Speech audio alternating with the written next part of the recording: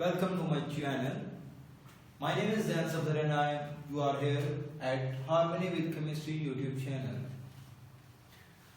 Today पिछले topic में हमने पढ़ा था काइनेटिक मॉलिक्यूलर इक्वेशन। वो इक्वेशन के बारे में मैंने आपको डिटेल डिस्कशन दी थी, एक बहुत डिटेल लेक्चर था वो। होप सो आप लोगों को काफी समझ आई होगी, आप लोगों के लिए काफी कंसेप्ट्स क्लियर हुए होंगे, काफी कंसेप्ट आप लोगों के चेंज हुए होंगे। तो उन्हीं पोस्टुलेट से रिलेटेड ही है हमारे पास ये टॉपिक भी, कौन सा, वैन डर वाल इक्वेशंस। वो टॉपिक मैंने आपको बताया था कि वो टॉपिक जो है वो सिर्फ आइडियल गैसेस पे एप्लीकेबल है। वो जो टॉपिक है सिर्फ और सिर्फ गैस लॉज को एक्सप्लेन करता है और गैस लॉ किस पे एप्लीकेबल है, आइडियल गैसेस पे ही एप्लीकेबल है। ये सब बातें हम अपने पिछले लेक्चर्स में डिटेल से पढ़ चुके हैं। मैं एक एक चीज आपको स्टेप बाय स्टेप आगे लेके आया और आज का टॉपिक है हमारे पास वैन डर वाल इक्वेशन। अच्छा, जब हमारे पास आइडियल गैस आ गई तो फिर हमें मसला क्या हुआ कि हमें ये इक्वेशंस बनानी पड़ी, प्रेशर करेक्शन करना पड़ी, वॉल्यूम करेक्शन करनी पड़ी। क्या मसला क्या था? मसला ये था, प्रेशर करेक्शन में मसला ये था, हमने उसके पोस्टुलेट में काइनेटिक इक्वेशन में हमने एक पोस्टुलेट पढ़ा था कि प्रेशर एक्सर्ट होता है, जो वॉल्यूम कंटेनर पे जो प्रेशर एक्सर्ट होता है वो कोलिजन की वजह से होता है। और मैंने आपको कहा था कि जो काइनेट गैसेस हैं उनके अंदर इंटरमोलिक्यूलर फोर्सेस नहीं होती। जो आइडियल गैसेस हैं उनके अंदर इंटरमोलिक्यूलर फोर्सेस नहीं होती। जो नॉन आइडियल गैसेस हैं उनके अंदर इंटरमोलिक्यूलर फोर्सेस प्रेजेंट होती हैं, थोड़ी बहुत होती है प्रेजेंट, लेकिन जो आइडियल गैसेस हैं उनमें प्रेजेंट नहीं होती। अब थोड़ा सा क्रिटिकल थिंकिंग करनी है आप लोगों ने कि प्रेशर फ्रैक्शन का मसला क्या था। मैंने आपको कहा कि जो पार्टिकल मूव करता है कंटेनर की वॉल से टक्कर लगाता है, वापस आता है, इलास्टिक कोलिजन होती है, इंटरमोलिक्यूलर फोर्सेस नहीं होती।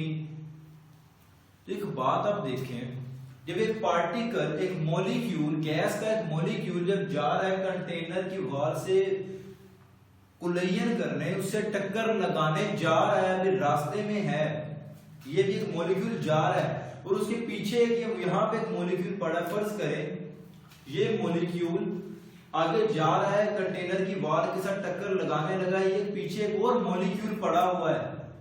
मैंने आपको कहा था कि आइडियल गैसेस के अंदर हमारे पास फोर्सेस नहीं होती, लेकिन ये जो वैन डर वाल इक्वेशन है ये सिर्फ नॉन आइडियल गैसेस, मतलब जो रियल गैसेस हैं उन पे एप्लीकेबल है। ये देखिए, मैंने आपको कहा कि उनके अंदर आइडियल गैसेस में force of attraction, force of repulsion नहीं होती, लेकिन जो रियल गैस है उनमें तो होती है ना। ये देखो, जब गैस जा रही है, एक पार्टिकल मूव कर रहा है, उसके पीछे ये दूसरा मॉलिक्यूल पड़ा है, इसने तो अपनी स्पीड से मूव करना है, और ये यहाँ पे पार्टिकल पड़ा हुआ है, इस पार्टिकल ने इसको अपनी तरफ खींचना है। क्यों? क्योंकि रियल गैस के अंदर हमारे पास अट्रैक्शन मौजूद होती है, रियल गैस में हमारे पास फोर्स मौजूद होती है, रियल गैस अट्रैक्ट करती है, रियल गैस रिपेल करती है। जो आइडियल गैस है वो अट्रैक्ट या रिपेल नहीं करती। ये बात थोड़ी सी क्रिटिकल सोच थिंकिंग करनी है, अब थोड़ा सा सोचना है कि एक पार्टिकल है वो कंटेनर के साथ जाके टक्कर लगाने ही लगा है, तो एक उसके पीछे पार्टिकल पड़ा है, एक इधर पार्टिकल पड़ा है, थाउजेंड्स ऑफ पार्टिकल्स, मॉलिक्यूल्स मौजूद हैं उस कंटेनर के अंदर। जब एक मॉलिक्यूल जा रहा है कंटेनर से अट्रैक्ट कोलिजन करने लगा है, जो पीछे पड़ा है उसको थोड़ा सा खींचेगा, जरूर खींचेगा। उसके खींचने की वजह से जितनी जोर से उसने कंटेनर की वॉल से टक्कर लगानी थी उतनी जोर से, उतनी फोर्स से नहीं लगी टक्कर, उतनी फोर्स से कोलिजन नहीं हुई। तो इसका मतलब यह हुआ कि जो प्रेशर हमें कंटेनर की वॉल के साथ एक्सर्ट करना था वो नहीं हुआ। इसकी लाइफ का एक एग्जांपल देखते हैं हम कि एक बॉल है मेरे पास, एक बॉल है, मैं उसको दीवार पे मार रहा हूं, ऐसे मार के वो मेरे पास वापस आ रही है, उसको मैंने रस्सी से बांधा हुआ है, टाई किया हुआ है, उसे मैं दीवार पे मारा है, वो बॉल वापस आ रही है मेरी तरफ, अब फर्ज करें मैं बॉल को फेंकता हूं, लेकिन वो कंटेनर की वॉल पे लगने से पहले मैं उसको खींच लेता हूं। कंटेनर की वॉल से या दीवार के साथ वो टक्कर लगा तो लेगी, लेकिन उतनी फोर्स के साथ नहीं लगाई, क्योंकि मैंने उसे पहले ही पीछे खींच लिया है। जो इसी तरह ये जो मॉलिक्यूल जा रहा है, इसको उसने पीछे से ही खींच लिया है। जब उसने उसको खींचा, उतनी जोर से, उतनी अट्रैक्शन से अंदर नहीं लगा, मींस उसका प्रेशर रिड्यूस हो गया। मींस जितना प्रेशर होना चाहिए था उतना प्रेशर नहीं लगा, वो प्रेशर कम हो गया। तो हमारे पास इसलिए आइडियल गैस के लिए हमारे पास इक्वेशन वो थी, लेकिन जो रियल गैसेस हैं फिर हमें भी वॉल्यूम करेक्शन प्रेशर करेक्शन करनी पड़ी। तो प्रेशर करेक्शन के लिए मैंने आपको बताया कि अट्रैक्शन अगर तो ना होती, अगर अट्रैक्शन ना होती तो हमारे पास जो प्रेशर जितना था उतना ही लगना था, और जितना था वो सारा कुछ आइडियल था। ये देखें, अब प्रेशर करेक्शन के बारे में हम देखते हैं कि प्रेशर करेक्शन आइडियल गैसेस पे है। प्रेशर करेक्शन आइडियल गैस में प्रेशर जो ऑब्जर्व करना था हमने, वो आइडियल प्रेशर था।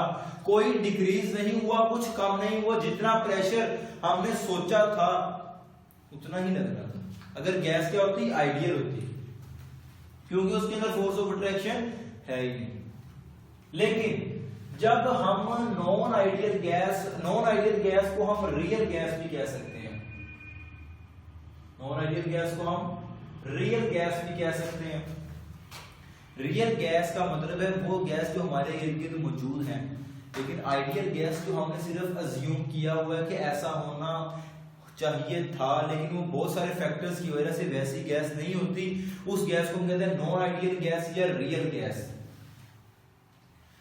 अच्छा, मैंने आपको बताया,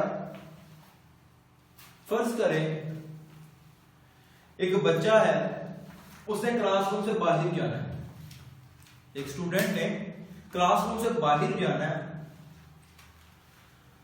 तो वो जितनी स्पीड से बाहर भागेगा, अगर तो पीछे जो खड़े स्टूडेंट हैं वो उसको पकड़ेंगे, पीछे खड़े स्टूडेंट्स उसको पकड़ेंगे, बाहर नहीं जाने देंगे, तो वो जो प्रेशर, जितनी प्रेशर से उसने बाहर निकलना था उतने प्रेशर से, उतनी फोर्स से, उतनी स्पीड से बाहर नहीं निकलेगा। तो स्टूडेंट क्लास से बाहर निकलना चाह रहा है, पीछे खड़े स्टूडेंट उसको अट्रैक्ट कर रहे हैं, खींच रहे हैं अपनी तरफ कि ना जाओ बाहर, अट्रैक्शन कर रहे हैं, तो उतना प्रेशर नहीं लगेगा। जब उतना प्रेशर नहीं लगेगा, प्रेशर रिड्यूस हो गया। अब फर्ज करें पीछे जो स्टूडेंट खड़े थे वो दो खड़े थे, उन्होंने खींचा, उतनी ताकत से, उतनी प्रेशर से नहीं खींच सके। अगर फर्ज करें पीछे 5 स्टूडेंट खड़े हों, पीछे 5 स्टूडेंट खड़े हैं, उसे खींच रहे हैं, तो मतलब कि जो प्रेशर उसने लगाना था वो और कम हो गया। मतलब जितनी कंसंट्रेशन बढ़ती जाएगी, उसके बैकग्राउंड पे जितनी कंसंट्रेशन बढ़ती जाएगी, जितनी उसकी रुकावट बढ़ती जाएगी, उतना ही उसका प्रेशर रिड्यूस होता जाएगा। अब मैं आपको टॉपिक की तरफ लेके आता हूं। थोड़ा सा कंसेप्ट मैंने आपका बिल्ड किया है, why there is a need of van der Waals equation. सिर्फ मैंने आपको अभी तक यही बताया, why there is a need of van der Waals equation. तो अब हम बात करते हैं वंडर वॉल इक्वेशन सिर्फ और सिर्फ नॉन आइडियल गैसेस पे एप्लीकेबल है। वंडर वॉल इक्वेशन सिर्फ और सिर्फ नॉन आइडियल गैसेस पे एप्लीकेबल है। फिर हम देखते हैं प्रेशर करेक्शन करनी पड़ी और हमें वॉल्यूम करेक्शन करनी पड़ी। पहले हम बात कर रहे थे प्रेशर करेक्शन की। आइडियल गैसेस पे मैंने आपको बताया, आइडियल गैस में मैंने आपको बताया कि जो प्रेशर ऑब्जर्व किया है वो आइडियल प्रेशर के बराबर है। लेकिन जब नॉन आइडियल गैस है, नॉन आइडियल गैस में एक बच्चा बाहर जा रहा है, उसे रोका है, जितनी कंसंट्रेशन ज्यादा होगी, याद करने का तरीका बताया मैंने आपको कि जितनी कंसंट्रेशन ज्यादा होगी उतनी रुकावट ज्यादा होगी, उतनी मुश्किल ज्यादा होगी, उतना प्रेशर रिड्यूस होगा बाहर जाने में। क्या कहा मैंने?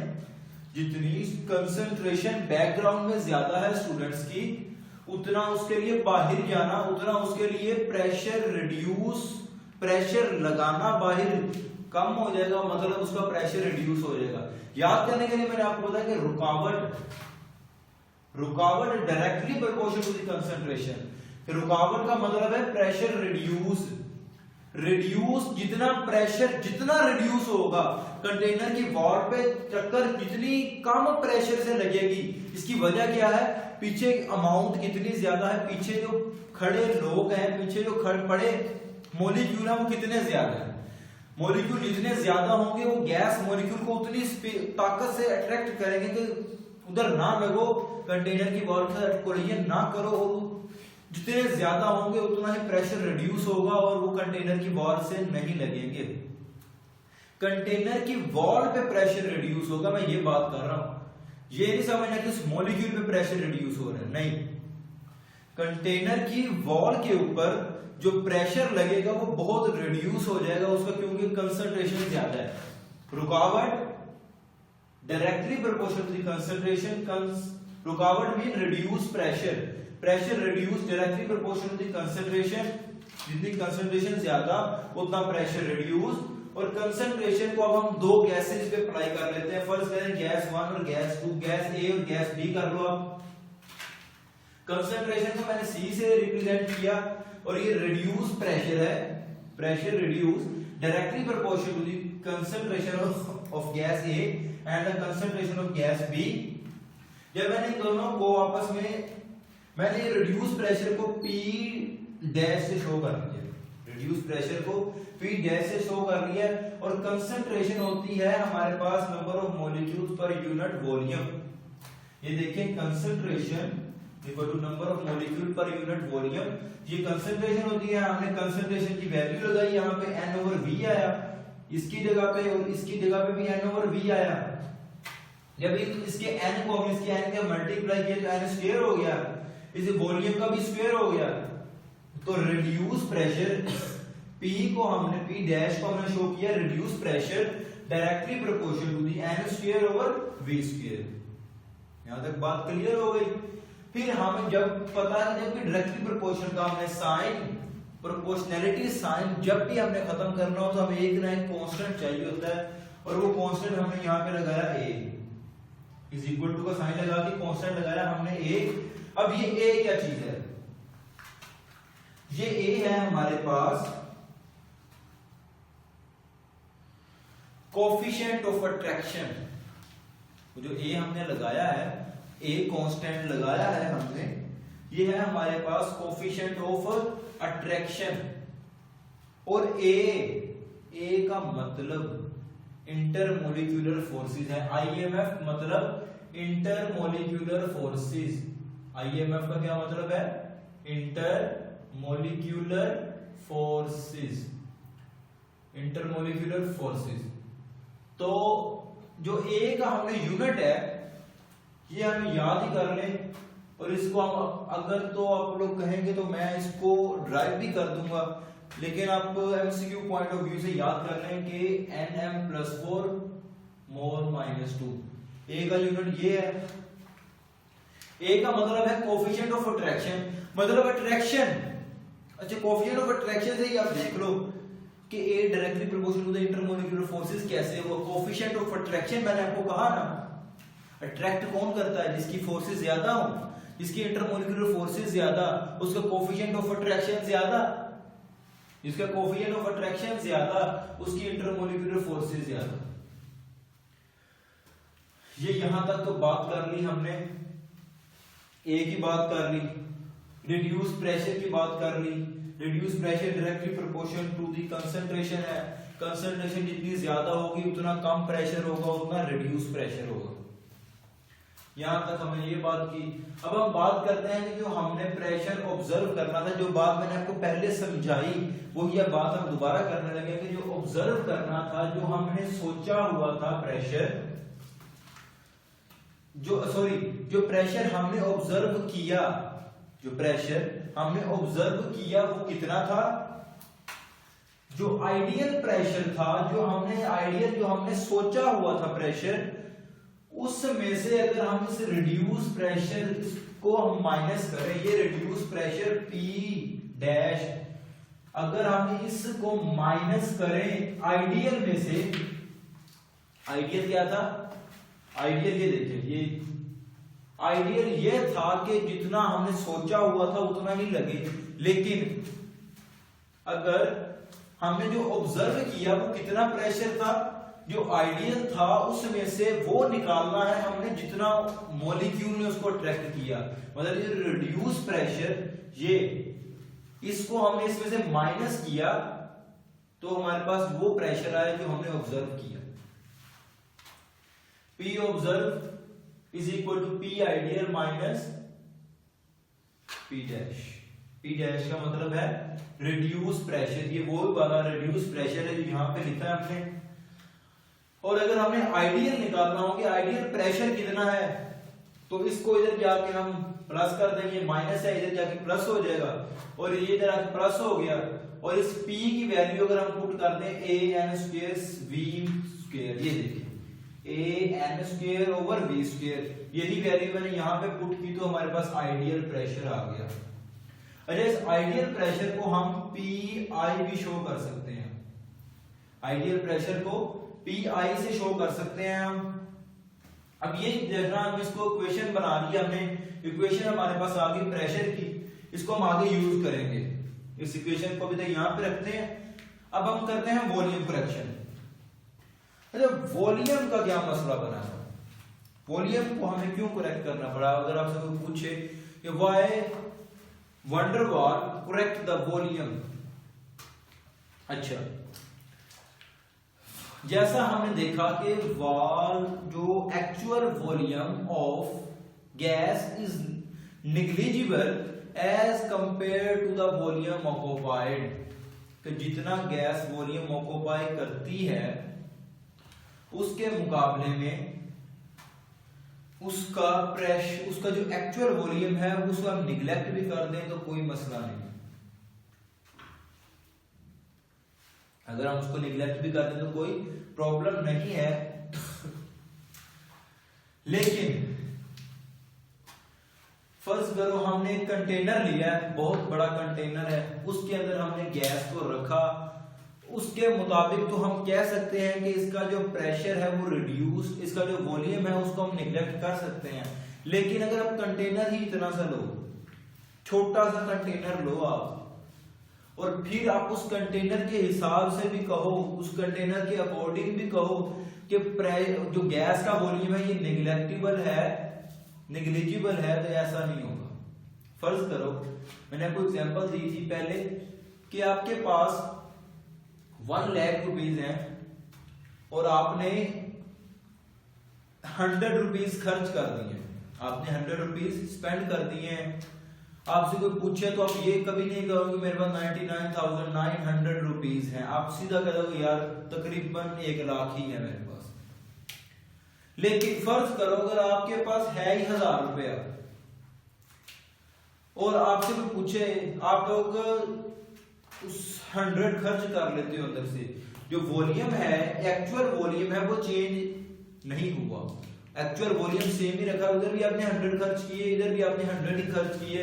लेकिन कोई अब आपसे पूछे तो आप ये नहीं कहोगे मेरे को 1000, आप ये कहोगे कि हाँ भाई मेरे पास 900 या 900 रुपए हैं, ठीक है।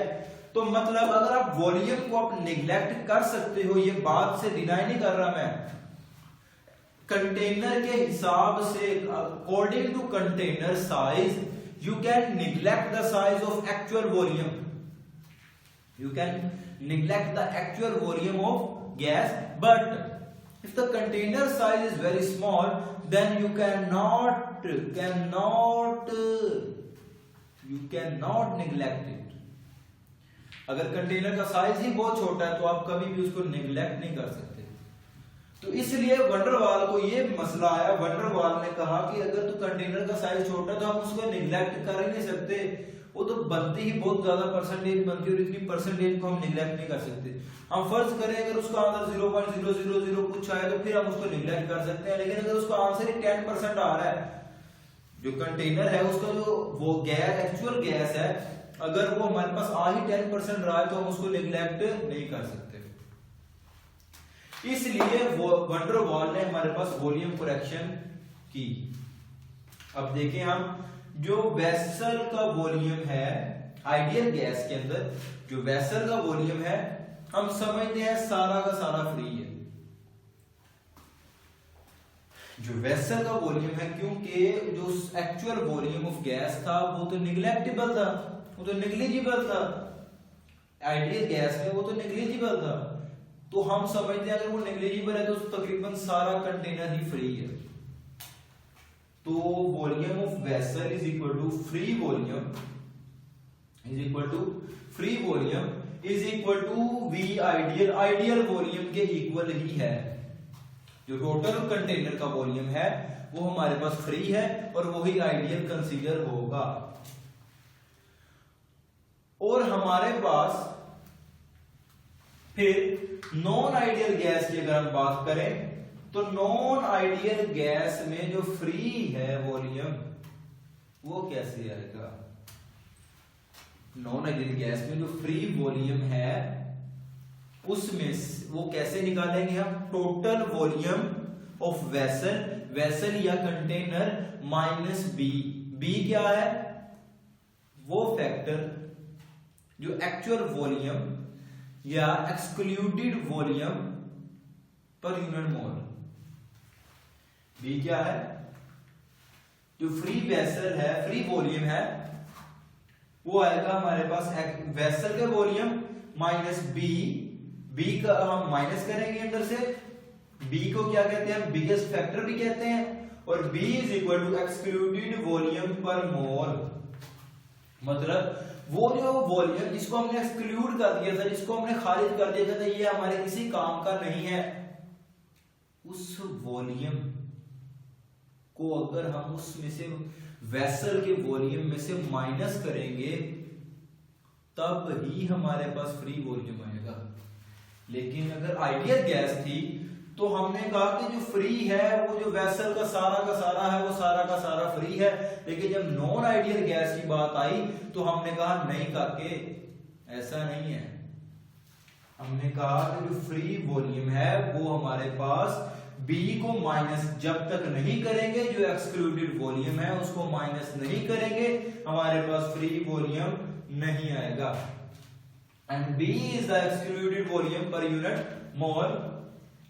और B हमारे पास B की वैल्यू है B is equal to 4 VM। VM क्या है? Actual volume. मतलब B क्या है हमारे पास? जो एक्चुअल वॉल्यूम का 4 टाइम है। अगर हम एक्चुअल वॉल्यूम का 4 टाइम करें तो हमारे पास B आ जाएगा। B क्या है? एक्सक्लूडेड वॉल्यूम, जो हमने एक्सक्लूड कर दिया था। B को हम दूसरा नेम देते हैं बिगेस्ट फैक्टर भी कहते हैं। और B directly proportion to the size है। B directly proportion to the size, जितना साइज ज्यादा होगा उतनी B की वैल्यू ज्यादा होगी। कह रहा था कि जो हमने यहां से वैल्यू निकाली, ये देखें V free is equal to V vessel minus B। जो V फ्री है इसको मैं V डैश से शो कर रहा हूं, इज इक्वल टू जो हमारे पास V वेसल है, वेसल का वॉल्यूम उसको मैं सिंपल V से शो कर रहा हूं, और माइनस B। ये हमारे पास है। अगर हम 1 मोल लें, 1 मोल गैस के लिए हमारे पास ये इक्वेशन बनेगी। लेकिन अगर हमारे पास n नंबर ऑफ मोल्स हो तो V dash is equal to V minus NB। n हमारे पास है नंबर ऑफ मोल्स। और अगर हमारे पास अब ये देखें, यहां से V की वैल्यू आई, यहां से हमारे पास प्रेशर की वैल्यू आई, तो अब हम इन दोनों वैल्यूज को अगर हम आइडियल गैस इक्वेशन के अंदर पुट करें, क्या आइडियल गैस इक्वेशन में पुट करें तो PV is equal to nRT। ये तो हमें पता है, PV is equal to nRT is an ideal gas equation. इसके अंदर अगर हम प्रेशर की वैल्यू और वॉल्यूम की वैल्यू पुट करें तो हमारे पास क्या आंसर आएगा? प्रेशर P की वैल्यू क्या है? P observe plus AN square over V square.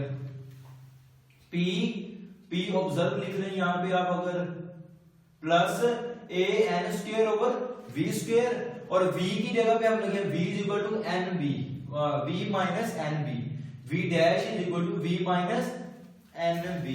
ये दोनों वैल्यूज लगाई तो हमारे पास आइडियल गैस इक्वेशन बन गई in terms of van der वाल इक्वेशन।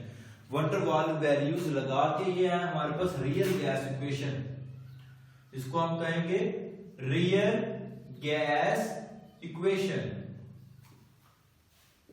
इसको हम कहते हैं रियल गैस इक्वेशन, जबकि हमारे पास ये है ideal gas equation, ideal gas equation. वो जो हमारे पास हमने आइडियल गैस इक्वेशन के अंदर हमने आइडियल गैस इक्वेशन के अंदर हमने प्रेशर और वॉल्यूम की वैल्यूज पुट की और जो आंसर आया हमारे पास वो आई हमारे पास रियल गैस इक्वेशन। अच्छा, आप फर्ज करें अगर ए की वैल्यू 0 हो और तो ये सारा फैक्टर, ये वाला फैक्टर 0 हो जाएगा। अगर ए की वैल्यू 0 हो, ये ए एन के साथ मल्टीप्लाई हुआ तो 0 और v स्क्वायर के साथ डिवाइड होगा तो आंसर 0 ही आएगा। तो ये हमारे पास अकेला p बच जाएगा। और अगर b की वैल्यू भी 0 हो जाए हमारे पास तो हमारे पास n से मल्टीप्लाई करने से 0 आंसर आएगा। तो मतलब when a is equal to 0 and b is equal to 0, जब a और b दोनों की वैल्यू 0 हो तो real gas equation is converted into an ideal gas equation. Real gas equation ideal gas equation बन जाती है।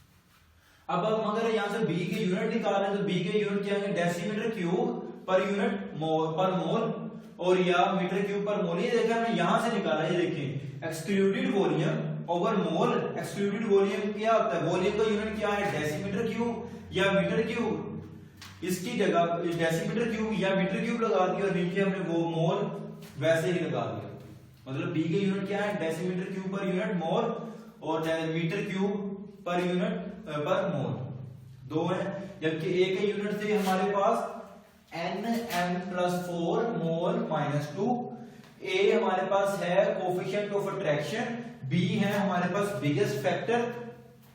तो अब वॉल्यूम करेक्शन हमने कर ली, प्रेशर करेक्शन हमने कर ली, वंडर वाल इक्वेशन क्लियर है, आइडियल गैस इक्वेशन क्लियर है।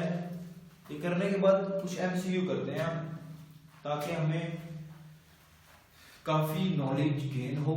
एक सम अप भी है, ये सब कुछ सम अप होने वाला है। देखते हैं। एमसीक्यू है विच गैस है मोर वैल्यू ऑफ ए की वैल्यू किस गैस की ज्यादा है। हमने पहले बात की अगर ए की वैल्यू 0 हो, बी की वैल्यू 0 हो तो जो रियल गैस इक्वेशन है वो आइडियल गैस इक्वेशन में कन्वर्ट हो जाती है। लेकिन अब हमें जो रियल गैस है उसमें ए की वैल्यू 0 किसी की भी नहीं है, बी की वैल्यू 0 किसी की भी नहीं है। तो हम ये देखते हैं कि किसकी वैल्यू ज्यादा है और किसकी वैल्यू कम है, ये तो हम देख सकते हैं ना। तो ये देख लेते हैं हम। क्वेश्चन है कि विच है मोर वैल्यू ऑफ ए की वैल्यू किसकी ज्यादा। मैं आपको पहले बताया था वॉल्यूम प्रेशर करेक्शन के अंदर कि A is the coefficient of attraction. जितनी अट्रैक्शन ज्यादा उतनी इंटरमोलिक्यूलर फोर्सेस ज्यादा। मैंने आपको पहले बताया A directly proportional to the intermolecular forces. तो इसका मतलब अगर थोड़ा सा सोचो, क्वेश्चन आया आपको किसके पास ए की वैल्यू ज्यादा है, मैं आपको यहां पे बता चुका कि ये directly proportional to the intermolecular forces. तो अब सीधा सीधा देख लो किसकी इंटरमोलिक्यूलर फोर्सेस ज्यादा स्ट्रांग है, उसकी वैल्यू ज्यादा है। अब आप सोच रहे हैं कि इंटरमोलिक्यूलर फोर्सेस क्या चीज है, तो इंटरमोलिक्यूलर फोर्सेस का टॉपिक मैं आपको इंटरमोलिक्यूलर फोर्सेस मैं आपको क्लियर करवाऊंगा जल्द ही, उसका भी लेक्चर मैं अपलोड करूंगा। उससे पहले आप ये देख लें इंटरमोलिक्यूलर फोर्सेस जिसकी ज्यादा उसकी ए की वैल्यू ज्यादा, A directly proportional to the intermolecular forces. Clear है। अब यहां से हम देखें N2 के अंदर हमारे पास है लंदन डिस्पर्जन फोर्सेस, O2 के अंदर है हमारे पास लंदन डिस्पर्जन फोर्सेस, H2 के अंदर है हमारे पास London dispersion forces. London dispersion forces are the weak forces, इनकी इंटरमोलिक्यूलर फोर्सेस ज्यादा वीक हैं। London dispersion forces weak forces हैं, जबकि NH3 के अंदर हमारे पास हाइड्रोजन बॉन्डिंग प्रेजेंट है। NH3 के अंदर हाइड्रोजन बॉन्ड प्रेजेंट होता है। तो जिसकी फोर्स ज्यादा A directly proportional to the intermolecular forces, जिसकी इंटरमोलिक्यूलर फोर्सेस ज्यादा स्ट्रांग उसकी ए की वैल्यू ज्यादा। तो ये देखो आप इसकी हाइड्रोजन बॉन्डिंग आपको पता है कि बहुत ज्यादा स्ट्रांग होती है। तो हाइड्रोजन बॉन्डिंग स्ट्रॉन्ग होने की वजह से हमारे पास आंसर आएगा CnH3, जिसकी इंटरमोलिकुलर फोर्सेस ज्यादा, उसकी A की वैल्यू ज्यादा, और जिसकी इंटरमोलिकुलर फोर्सेस कम उसकी A की वैल्यू कम। अब एक और, हम पहले तो हमने A के बारे में क्वेश्चन कर लिया, B के बारे में देखें। B क्या है? B मैंने आपको बताया, B is the biggest factor, B is the biggest factor, biggest factor है मतलब biggest factor B directly proportional to the size. यहां पे मैंने आपको बताया था कि B directly proportional to the size, कि जितना साइज गैस का ज्यादा होगा उतनी B की वैल्यू ज्यादा होगी। B का साइज जितना ज्यादा उतनी B की वैल्यू ज्यादा, जितना साइज ज्यादा। B directly proportional to the size. अब इसमें देखो साइज का हमें कैसे पता लगेगा? जिसका मोलिकुलर मास ज्यादा, size directly proportional to the molecular mass. जिसका मोलिकुलर मास ज्यादा उसका साइज ज्यादा, जिसका साइज ज्यादा उसकी B की वैल्यू ज्यादा। अब आप थोड़ी सी क्रिटिकल थिंकिंग करके देख सकते हैं कि किसका मोलिकुलर मास सबसे ज्यादा है। N2 का है हमारे पास 28, NH3 का है हमारे पास 17, CO2 का है 44, जबकि SO2 का है हमारे पास 64। सीधा सीधा आपके पास आंसर आ गया। जब इनके मोलिकुलर मासेस आप लोगों ने लिखे, सीधा सीधा आपके पास सिंपल सा एक आंसर आ गया। क्या आपने सिर्फ ये देखना है किसका मोलिकुलर मास सबसे ज्यादा है। जिसका मास ज्यादा उसकी B की वैल्यू ज्यादा। किसका मास ज्यादा है?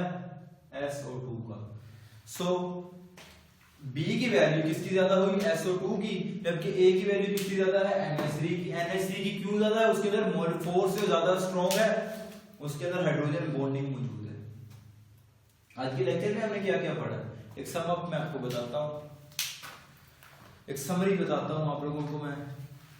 आज के लेक्चर में हमने सबसे पहले डिस्कस किया wonder Waals equation. Wonder Waals equation हमारे पास रियल गैस इक्वेशन भी कहलाती है। रियल गैसेस या नॉन आइडियल गैसेस पे ये एप्लीकेबल है। वंडर वॉल इक्वेशन के बारे में हमने पढ़ा volume correction, pressure correction.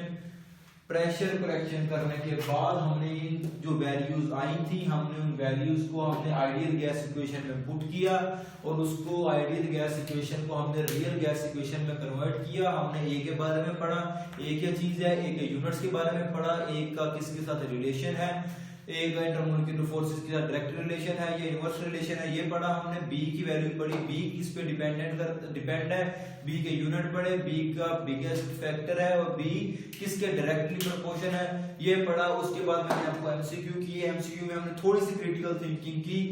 Critical thinking करने के बाद हमारे एमसीक्यू क्लियर हुए और बाद में हमने बी का एक एमसीक्यू किया, उसमें भी थोड़ी सी क्रिटिकल थिंकिंग थी और कुछ भी नहीं था। इजीएस्ट लेक्चर है, कोई मसला नहीं है, बस जो आता है आराम से करना है, आराम से काम करे जाओ, आपका इंशाल्लाह सब कुछ क्लियर हो जाएगा। ठीक है स्टूडेंट्स, अल्लाह हाफिज। मिलते हैं नेक्स्ट वीडियो में नेक्स्ट टॉपिक के साथ। नेक्स्ट टॉपिक में हम पढ़ेंगे Joule Thomson effect, how to liquefy these gases, how to gas can be convert into liquid, ये पढ़ेंगे हम। तब तक के लिए अल्लाह हाफिज। मिलते हैं नेक्स्ट वीडियो में एक अच्छे टॉपिक के साथ।